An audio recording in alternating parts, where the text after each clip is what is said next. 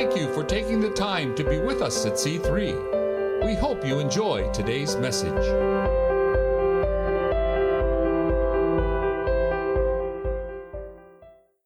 Thank you all for being here today. So we've been talking about the book of Hebrews for a very long time. People keep asking me if we're still inside of the book of Hebrews, and the answer is yes. And the answer is we'll be inside of the book of Hebrews for still a little more. We're hoping to be done by Christmas. That's our tentative goals. So anyway, inside of Hebrews, we've been talking about how the author of the book of Hebrews, who nobody really knows who the author is, but we do know that he was of Jewish origin, and he was talking to more Jews, right? And he was talking to Jews who were experiencing persecution. And really the whole gist of the letter, the real point of it, was that to keep them firmly rooted in being in the Christian faith, right? They have, during this time, somewhere between 40 AD to 69 AD, their ideas of what it had been to be a Christian were getting increasingly more and more pushed upon, right? Being a Christian was becoming increasingly less and less convenient. As the Jewish communities around them started pushing in, trying to get them to convert back to Judaism, and as the Roman society around them was also trying to get them to stop being Christians. And as they're going through this, the author is really trying to help them understand that what they're on is more of a race than anything else. It's a marathon, right? And the goal is to get to the goal. Right, the goal is to cross the finish line and get to it well, right? That's what we were talking about last week. Now, I'm not sure if you guys have ever noticed this, but sometimes inside of life, life gets a little rough. And actually what we're talking about today is one of the most intellectually important topics that we can talk about as Christians, because what we are facing inside of today's passage is an answer to one of the largest philosophical conundrums that face Christians today, right? Which is, why is there the existence of pain inside of this world, right? If we serve a loving God, if we worship a loving God who made a good and perfect world, why is there so much that's wrong with it?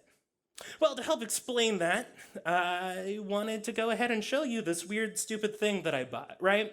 It's called a Pilates ring. It's a glorified Pilates ring, but it's really for a video game that I bought, right? It's called the Ring Fit for the Ring Fit Adventures. Now, some of you are thinking, wait, he bought a video game to help him exercise? Absolutely, right? And the thing is, right, inside of the Ring Fit Adventure, you simulate exercising experiences, right? So you have to jog, you have to squeeze this a whole bunch, you have to squeeze this in weird angles. It's lots of fun. It's great. I work out with it for about 15 minutes before I puke, but that's just because I'm not physically inclined. And the point that I bought this, I realized the other day, it was really weird, right? Because inside of the perfect world, no one should have to exercise, right? We do the naturally perfect jobs that keep us inside of the best naturally perfect health, right? I don't know, we're out there, we're slinging bales of hay, and that keeps us nice and physically fit. However, that's not what most of us do anymore. Most of us live in nice, convenient little desk jobs, or something that doesn't require us to move around as much, so we have to simulate working by going to a place that we pay money to simulate working at, right? Like we go to a gym, or inside of my case, I do it at home so my dad can walk in on me while I'm doing different weird positions, right? We have to simulate working out because we find that struggle is actually healthy for us, right?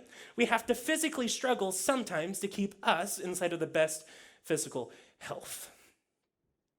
So we're going to go ahead and look at Hebrews 3, Hebrews 12, 3 through 17, and let us hear what God has to say to us this morning. Consider him who endured such opposition from sinners, so that you will not grow weary and lose heart. In your struggle against sin, you have not yet resisted to the point of shedding your blood. And have you completely forgotten this word of encouragement that addresses you as a father addresses his son? My son, Do not make light of the Lord's discipline, and do not lose heart for when he rebukes you, because the Lord disciplines the one he loves, and he chastens everyone he accepts as his son. Endure hardship as discipline. God is treating you as his children. For what children are not disciplined by their father? If you are not disciplined, and everyone undergoes discipline, then you are not legitimate, not true sons and daughters at all. Moreover, we all have had human fathers who disciplined us, and we respected them for it. How much more should we submit to the Father of spirits and live?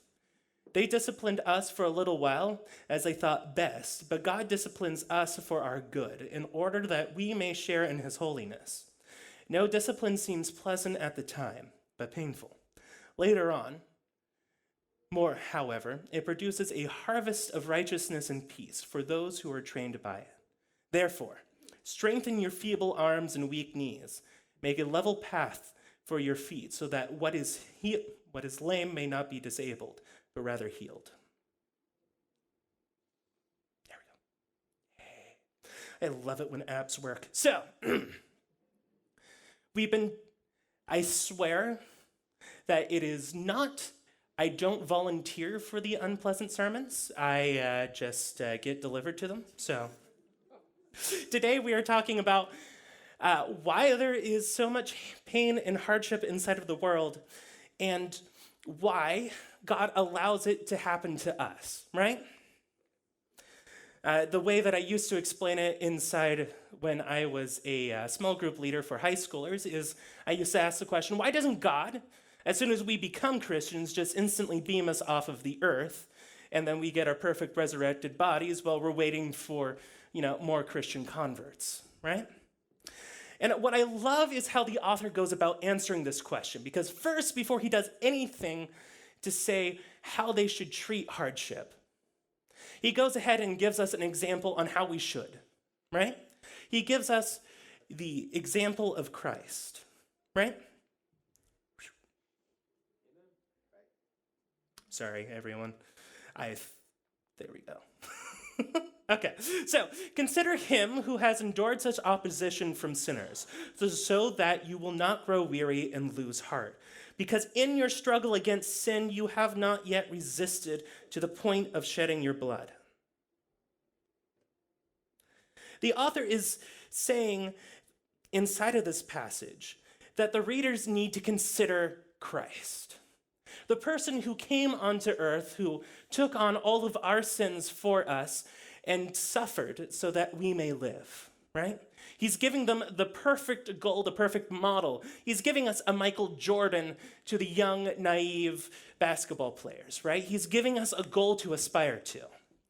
I've never been much of a sports ball player inside of my life, never followed much with sports ball, but yes, and that is a joke, and I'm sorry. That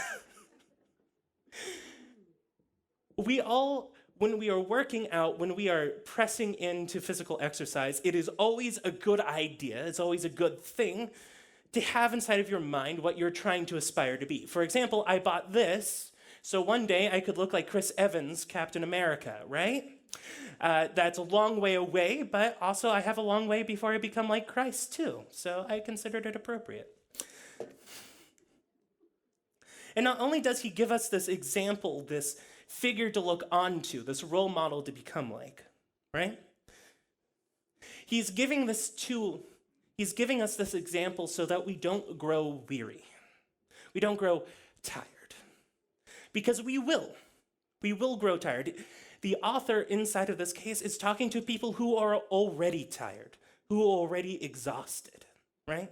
They've already been persecuted by their friends and by their neighbors and by their family. They're having to choose to follow Christ even though it's no longer convenient, right? And inside of the same way, we have to exercise to make sure that we maintain a good, healthy physical body, right? We have to put ourselves through an unpleasant circumstance to make sure that we can remain strong and physically fit. For example, if we want to run a race, you have to get used to running smaller distances consistently. You can't just one day run a marathon. You have to consistently go and jog that half mile, quarter mile, if you're like me, and then you have to keep going back to it again and again and again and again to condition your body to run this race, right? And the training sucks. It's painful. It leaves you sore.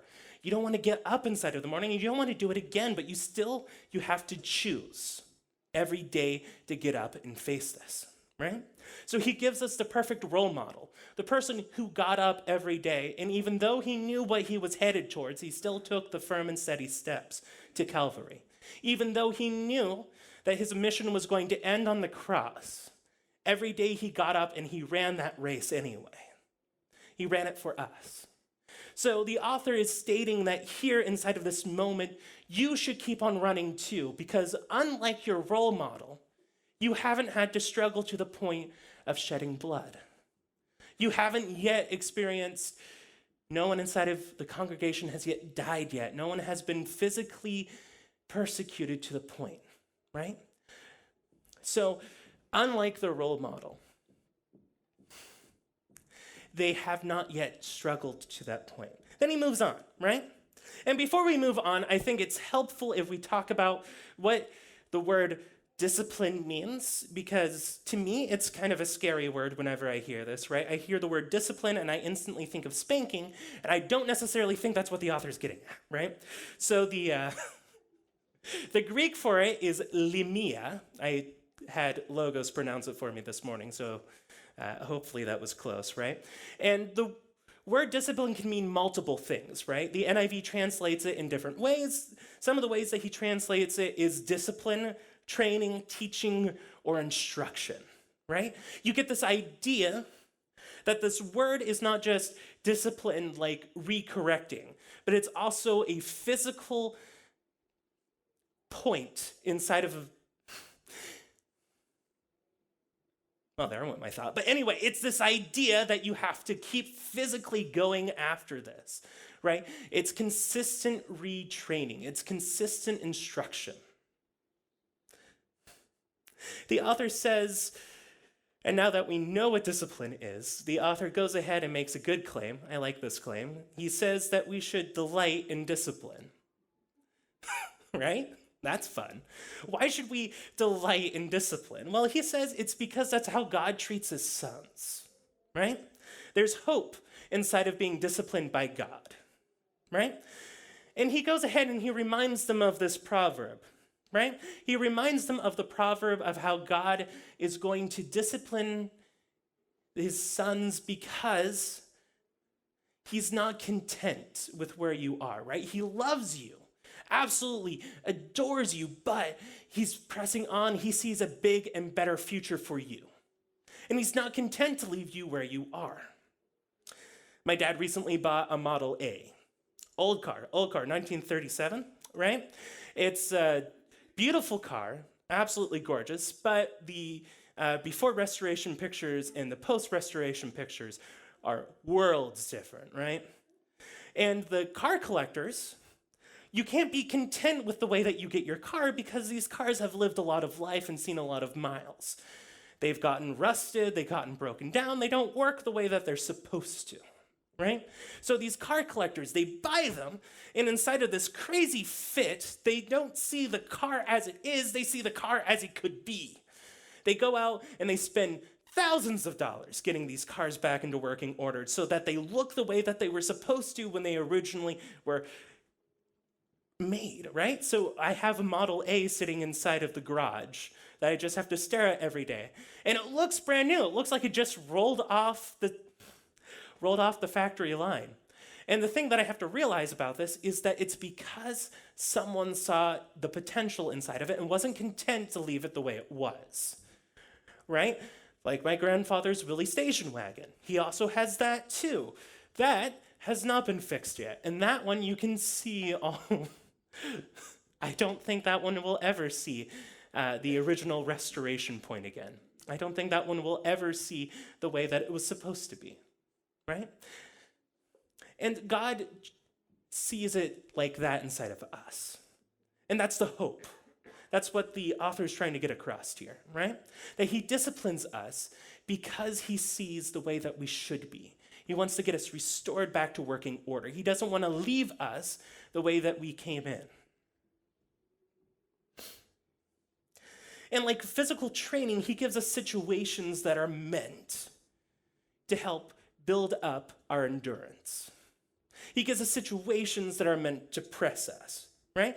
The author invites us to see all hardships that we come across inside of our life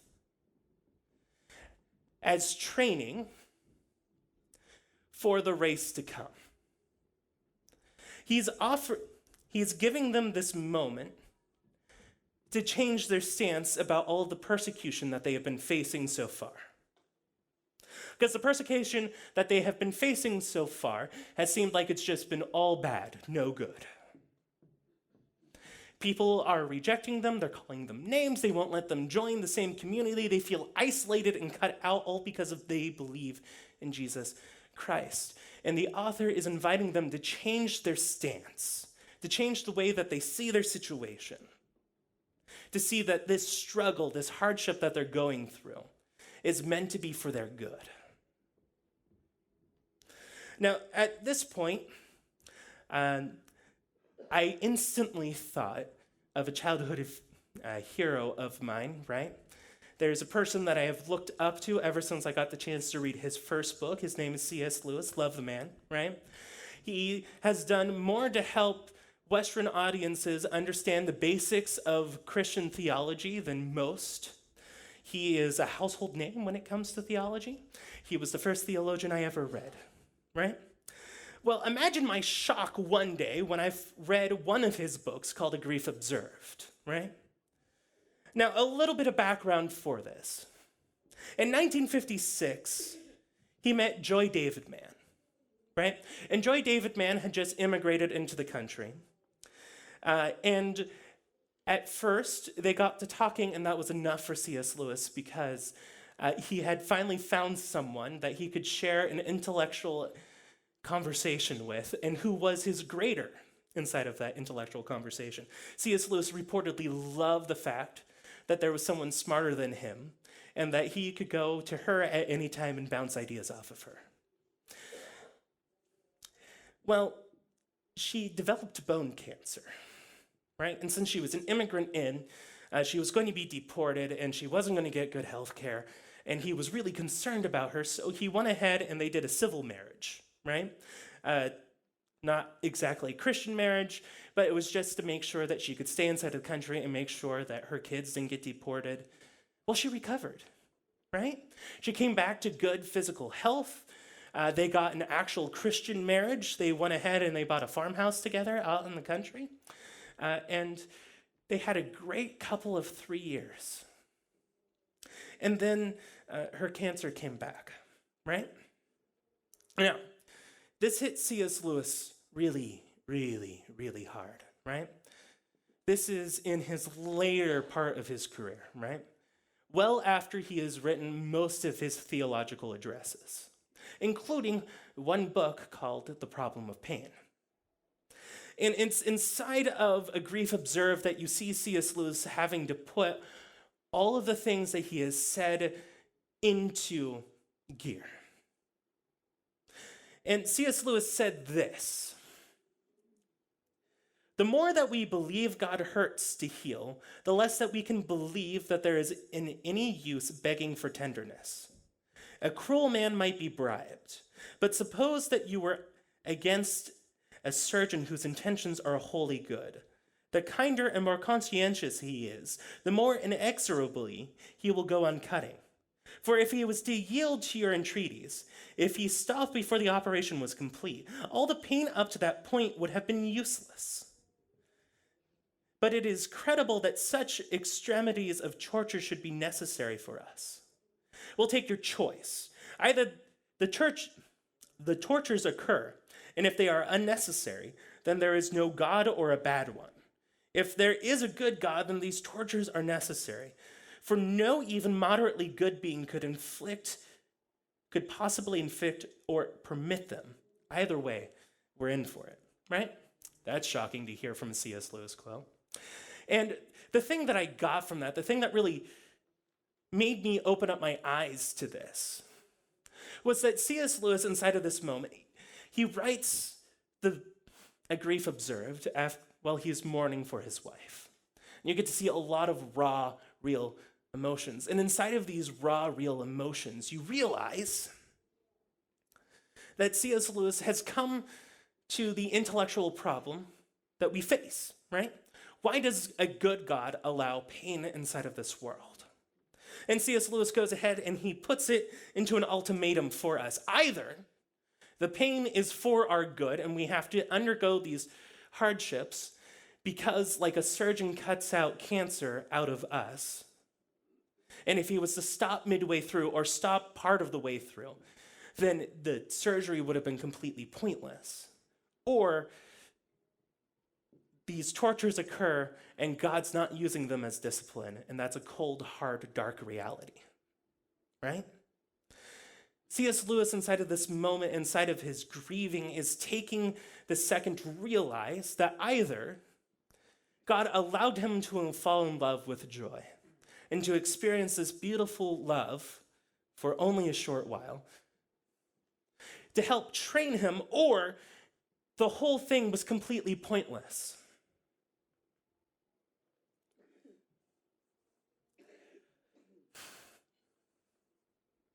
So this is what the author is inviting us to see inside of Hebrews. Either we let God use our hardships, our pain, our turmoil, our hurt, as a way for him to train us, or it's a completely pointless venture altogether. So he goes ahead and he makes a real world application for us, and I can appreciate that, right? Like he goes ahead and he says, remember your parents, right? Remember your dad. Your dad did go ahead and discipline you, hopefully. I remember I was going through my mother's stuff one time, and I found the magic rotary cutter. It's that beautiful tool that people who sew have. It's a flat razor disc that you can go ahead and cut things on. I was 7 at the time, and I was so entranced by this beautiful cutting machine. Never seen anything like it before. I just had to know how it cut, right? So I went ahead and I found my mother's briefcase that had all of her Mary Kay stuff inside, and I went ahead and I wanted to sample how it cuts. Answer, cuts really well. I mean, I put an X in that sucker faster than you could believe.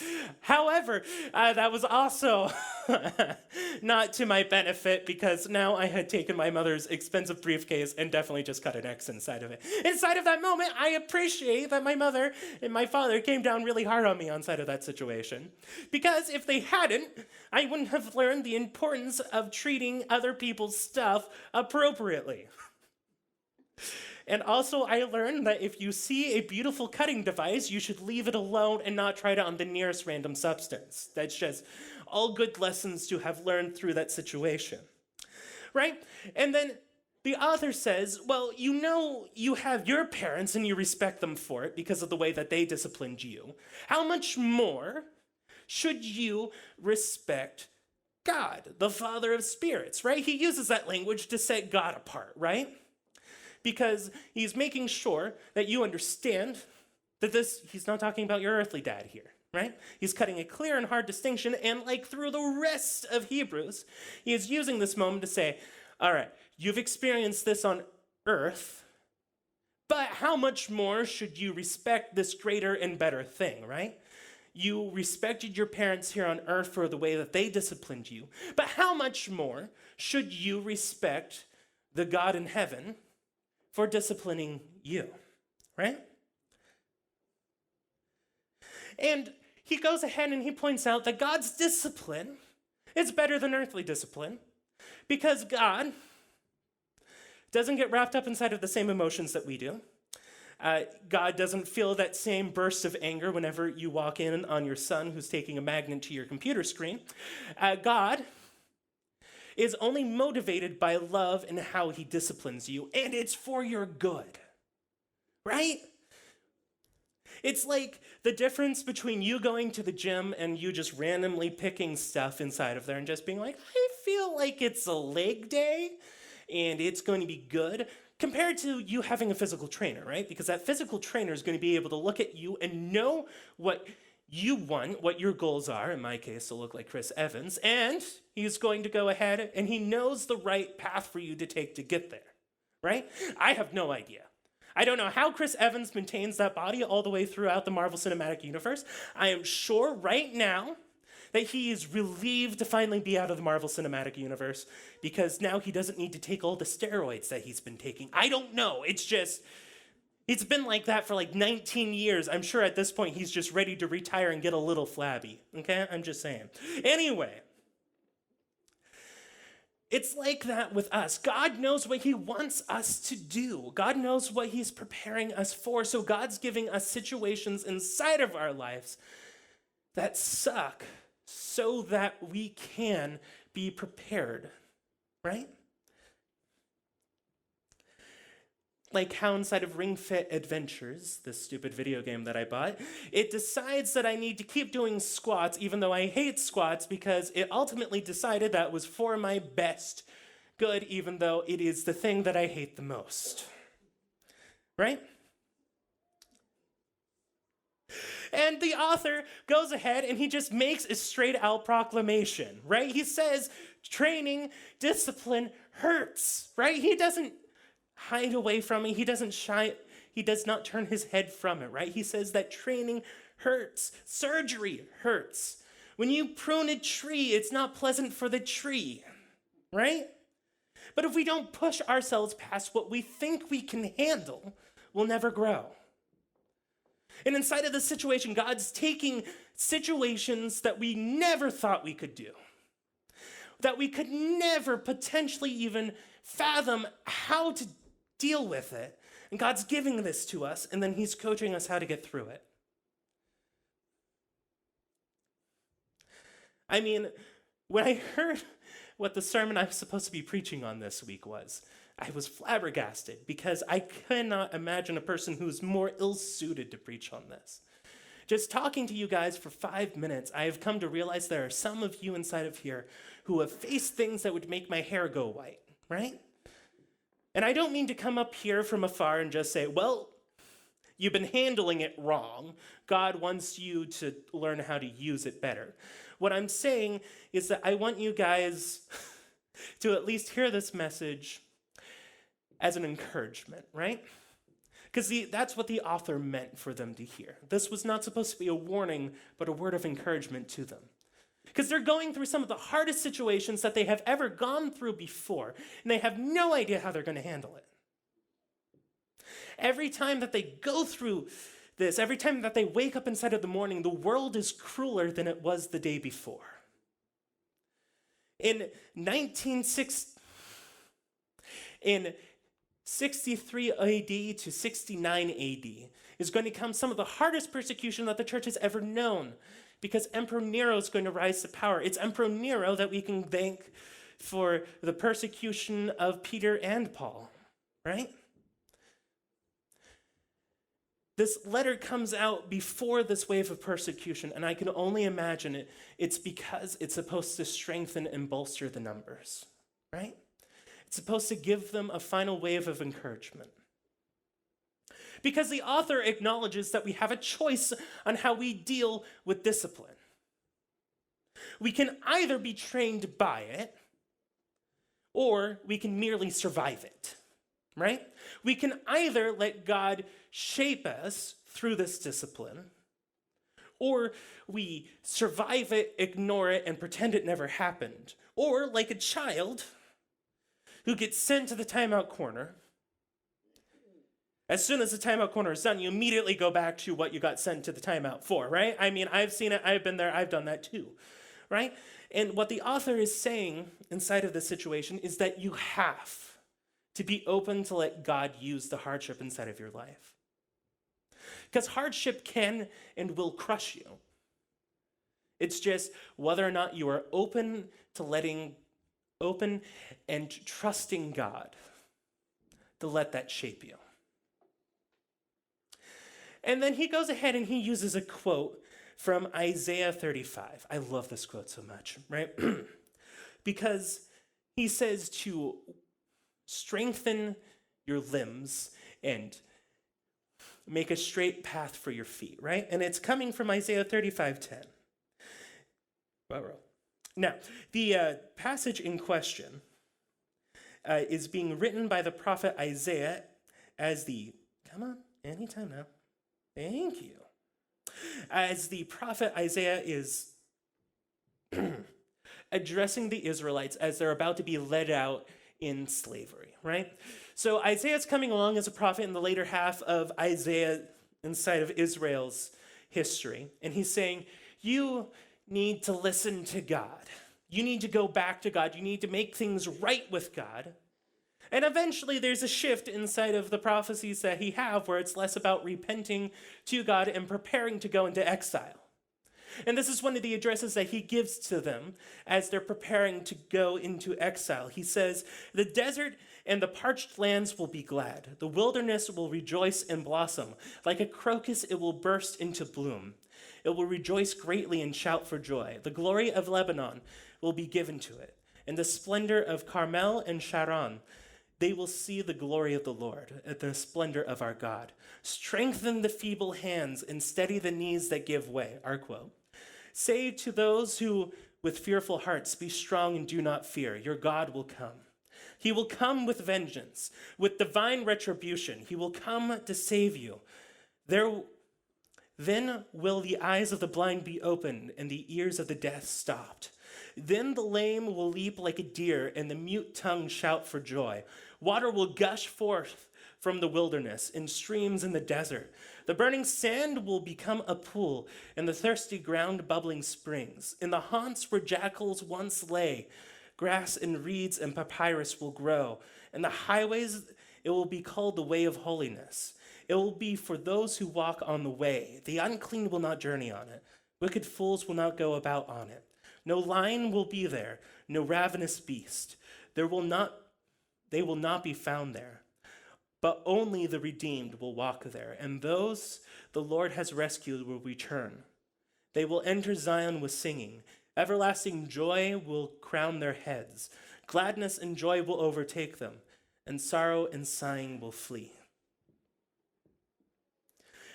The author of Hebrews is obviously a Jew, and he is clearly very familiar with the history that has taken place, right?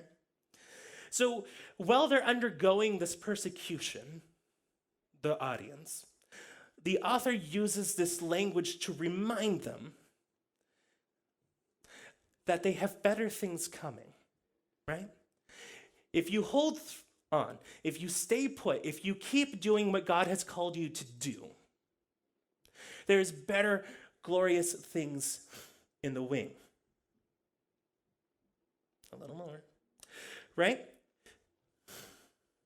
Inside of this quote, we see this beautiful language to describe what it was going to be like, that even though Israel was being led away from their home, and that Jerusalem was a burned mess, that one day they will return, and all things that was wrong will be set right.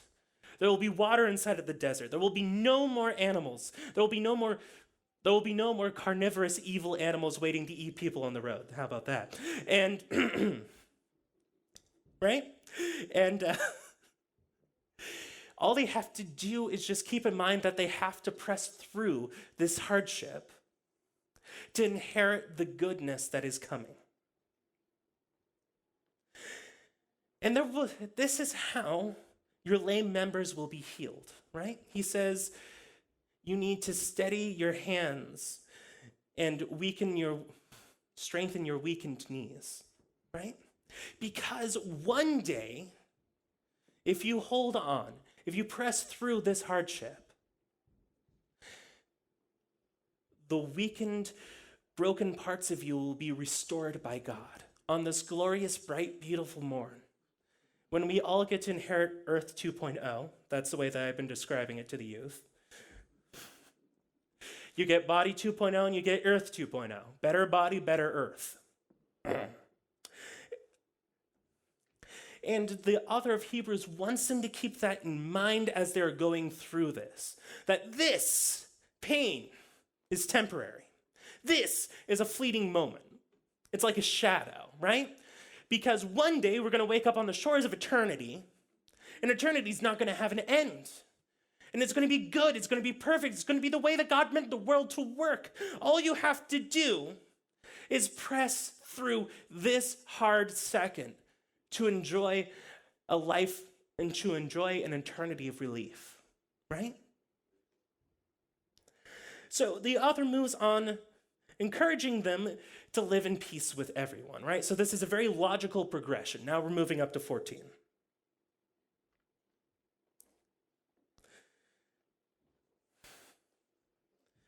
Right, so make every effort to live in peace with everyone and to be holy. Without holiness, no one will see the Lord.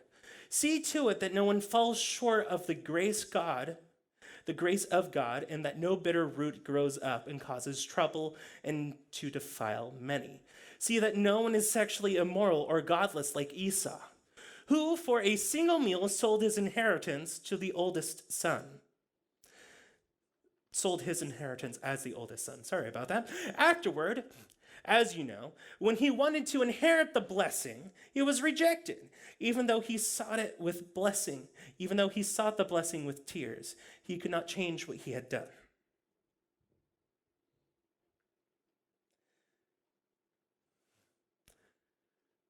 There we go. Sorry about that. All right, so the author is going to go ahead and he's going to start them off by saying, now that you know to hold on to your position, make sure that you do two things. One, make sure that you live at peace as best that you can with everyone. And two, make sure that you maintain being holy. And he gives two reasons for it. And first, I think it's really interesting that the author of Hebrews says to do your best to live at peace with everyone. Because keep in mind, it's everyone who's causing the issues for them, right? It's everybody who is not living at peace with them that they're inside of this state, right? They're being persecuted because other people cannot choose to live at peace with them.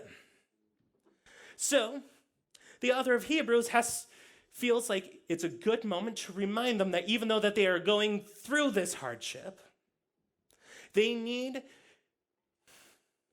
even though they're going through this, they need to do their best to live at peace with the people who are persecuting them.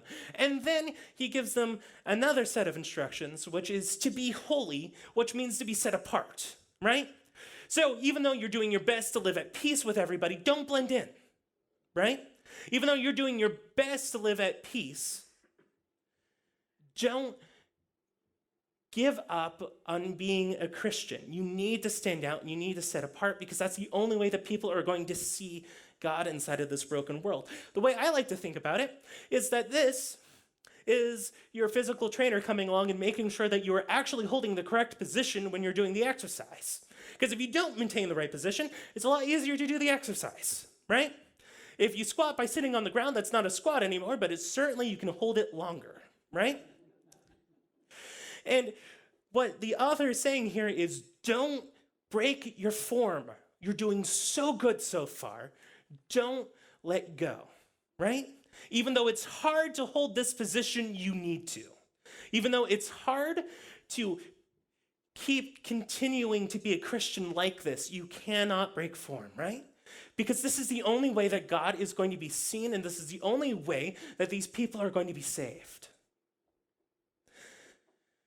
Next, the author is trying to encourage the reader to not only just keep themselves in this exercise, but to encourage each people around them, right? So they go ahead and they use this quotation from Deuteronomy 29:18. This is why I love Jewish authors, because they just reference everything throughout the Bible simultaneously, right? And this address that he gives up, that he references, was from Moses, who was talking to the Israelites, right? And he was saying, Moses was, make sure that no man or woman, clan or tribe among you whose heart clan or tribe among you today whose heart turns away from God or from the Lord your God to go and worship the gods of other nations. Make sure that there is no root among you that produces such bitter poison. Right? That's what he talks about when he talks about the bitter root that may come up inside of you. He's trying to make sure that the audience knows that they need to do all that they can to keep the other people inside of their church, inside of their congregation, to keep them from getting tired and turning to apostasy. They need to have this moment to not realize that they're not just supposed to keep themselves in line, but also supposed to support one another. There's this moment when they realize that they are responsible for one another and that they are truly their brother's keeper, right? It's an important thing to realize because exercise is hard and exercise hurts, and hardship is hard and hardship hurts. Trials that we go through suck, but they're so much easier if you have somebody who's walking alongside of you and supporting you through them, right? And that's our job as a church, and we do an awesome job at that. I've been blown away by how you guys are all interconnected. You guys are such a beautiful example of what it means to be a church.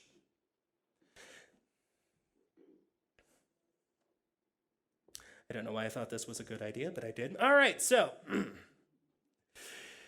and finally, he gives us a warning. On top of all the encouragement, he gives us a warning right at the end, and he gives us this warning via the example of Esau. Now, I'm not sure if you remember Jacob and Esau, but it's one of the stories we've been talking about inside of youth. It's a great story. I love it, right? Because it's one of the few stories inside of the Bible where you see God answering questions about pregnancy. Mainly, the mother Rebecca was saying, why do I feel so much tumultuous? Okay.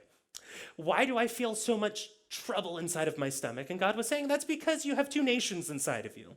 And both are going to strive to overtake the other, right? And so we read inside of this story about how God predicted that Jacob was going to get the eldest son's blessing, that he was going to be the one who continued on the narrative of the Bible, even though he was born second. And we read about how Esau one day was coming home, and he had been attempting to hunt, but had gotten nothing. So he sees that his brother is making a giant vat of stew.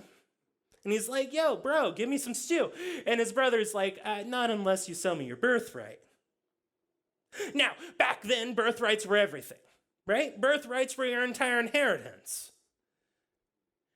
And we see that Esau gives up his birthright for a bowl of stew.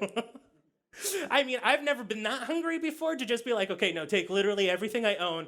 I am hungry now. What good is it to me now? And the author's point inside of this is that, like Esau, don't give up on the great things that we have coming, on the great things that we stand to inherit just because we are going through hardship now. Just because you are hungry now does not mean that it's a good idea to give up everything that you have inside of your future. Keep holding on. Don't give up. So finally, we're going to go ahead and get to our applications, right? So number one, when you're going through life, you're going through these hardships, we can see that the author's intention is for us to make sure that we follow the example of Christ, right? We are supposed to keep him as our role model, as our figure, as who we are striving to be. It should still be noted that Eye of the Tiger is still on almost everybody's workout playlist because of Rocky Balboa, right? The author is just saying, make Jesus your role model for how you get through life. 2, don't ignore hardships, but trust God to use them. Look for how God is using these situations inside of your life. Let God use them and don't shrink away from them. And 3, don't give up just because it's hard and unpleasant, but remember that what you stand to gain is eternity. And don't turn away now just because you are hungry for a bowl of soup. So on that note, Let's stand together, and then I will pray. Oh, dear God, thank you so much for everything that you've done today. And thank you so much for this great and glorious day that you've given us. And dear God, just help us to remember as we go throughout our week that we can stand firm and strong in you. That you give us the answer for how to get through these hard times, God. Use these moments inside of our lives that we would rather not see. Use them, God, to shape them into the person that we are supposed to be. And that even though we go and we bleed, we cry, and we sweat on this ground, let it all be good, God. Let it all be for your purpose and for your glory. In your holy name we pray. Amen.